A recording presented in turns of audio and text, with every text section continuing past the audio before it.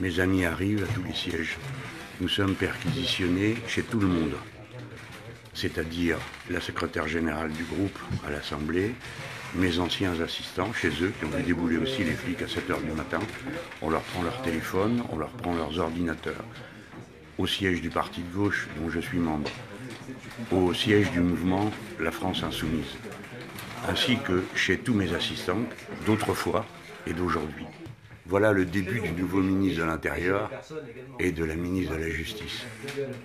Voilà ce qu'ils sont en train de faire dans tout le pays pour intimider et faire peur. Je vous demande de ne pas avoir peur. De ne pas avoir peur et de protester, parce que ça n'est pas de la justice, ça n'est pas de la police.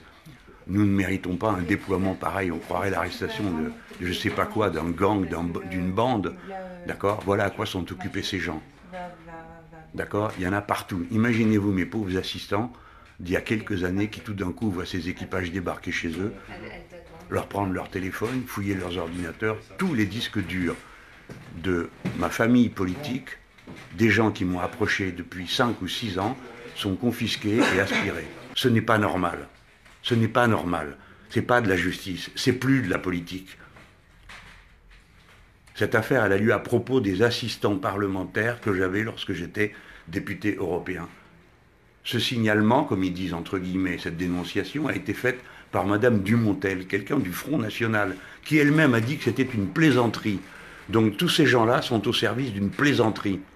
D'une plaisanterie de quelqu'un du Front National. Vous entendez ça? Ou bien alors c'est les comptes de campagne. J'ai déjà dit les comptes de campagne, ras-le-bol. Nous avons été parfaitement clairs.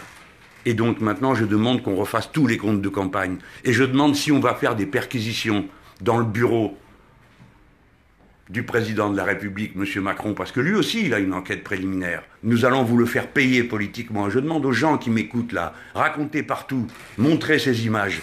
On va me dire, vous devez vous soumettre à la loi comme les autres. Bien sûr que je me soumets à la loi, mais j'ai le droit aussi de protester. C'est ce que je suis en train de faire.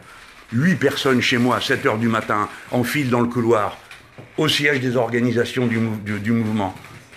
Ne laissez pas une seule seconde croire qu'on puisse nous intimider.